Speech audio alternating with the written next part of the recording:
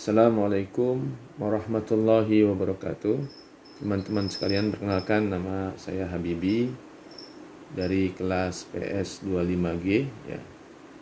Baik, pada kesempatan yang baik ini ya, perkenalkan saya ingin membahas ya terkait dengan sudut pandang pemikiran filsafat Islam ya dari Timur Tengah yang terkenal, yaitu Ibnu Rushd ya.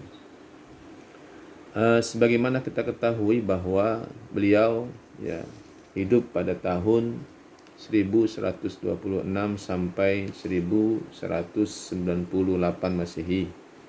Dari pemikiran beliau ya banyak sekali ya beliau memiliki pemahaman atau pemikiran yang sangat menonjol dalam sejarah ya filsafat Islam. Ya, di antaranya adalah beliau ya membela paham rasionalisme. Artinya beliau ya berpendapat ya bahwa akal adalah anugerah Allah Subhanahu wa taala yang diberikan oleh manusia, yang di dalamnya ya dalam penggunaannya memahami alam semesta ini tidak bertentangan dengan ajaran agama Islam. Yang kedua, ya dari pemahaman beliau yang sangat menonjol adalah bahwa ya bahwa filsafat dan agama adalah dua metode yang berbeda tetapi saling melengkapi dalam mencapai kebenaran. Kemudian ya beliau juga berpendapat bahwa kebenaran itu bisa dicapai lewat wahyu dan akal. Adapun dari pemikiran-pemikiran beliau yang kontroversial ya, yang pertama adalah bahwa beliau berpendapat ya, bahwa alam itu adalah kekal, tidak memiliki ya awal dan akhir, yang bertentangan dengan konsep penciptaannya atau ketiadaannya. Itu ya pemahaman beliau ya. Yang kedua, pemahaman yang kontroversial adalah bahwa beliau berpendapat Yaumul Ba'ats atau hari kebangkitan itu ya di akhirat hanya bersifat rohani saja, tidak jasmani. Ya, beliau berpendapat seperti itu. Itu adalah tiga pemikiran atau tiga konsep yang beliau sampaikan, yang beliau memiliki prinsip ya di atas pemahaman tersebut.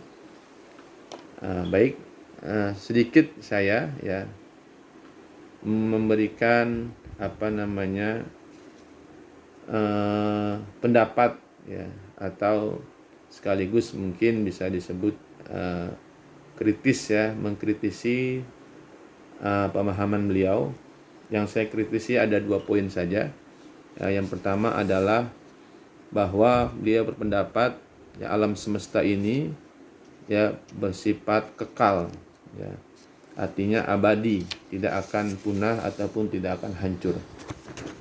Baik, kalau menurut saya pribadi ya saya tidak sependapat dengan beliau ya, karena ini sepertinya bertentangan dengan ya Al-Qur'an ya.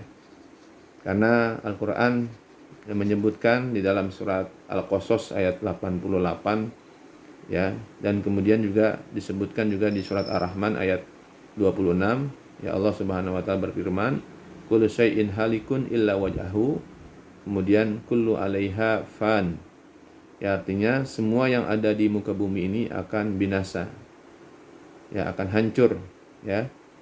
Dari ayat tersebut ya Allah taala menegaskan bahwa alam, makhluk hidup, kemudian semua ciptaannya akan mengalami kehancuran, ya kecuali hanya Allah Subhanahu wa taala.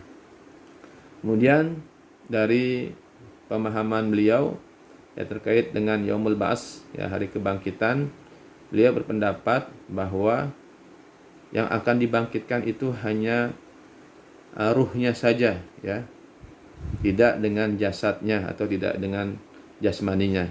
Nah, kalau pendapat saya, ya ini jelas ya, pemikiran beliau ini tidak ditolak ya, tertolak istilahnya oleh mayoritas ulama.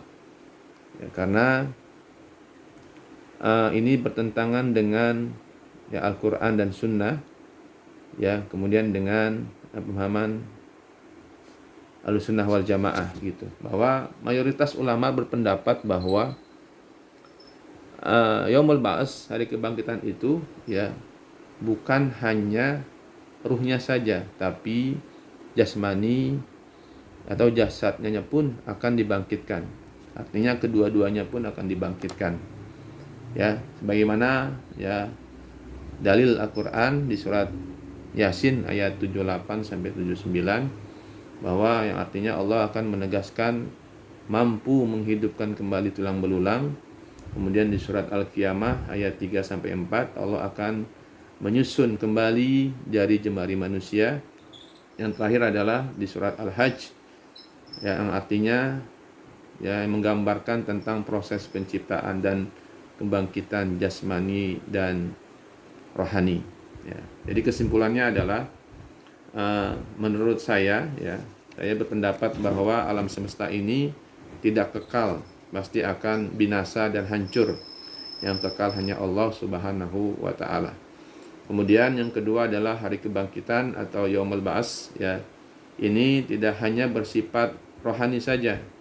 Tidak hanya ruh yang akan dibangkitkan, akan tetapi ya yang dibangkitkan juga ya jasad ya atau jasmani di dalamnya. Ya, dua-duanya akan dibangkitkan oleh Allah Subhanahu wa taala nanti di hari kebangkitan. Mungkin itu saja yang bisa disampaikan, kurang lebihnya saya mohon maaf. Ya, mudah-mudahan ada sedikit manfaat. Ya, kita tutup dengan alhamdulillah. Kemudian assalamualaikum warahmatullahi wabarakatuh.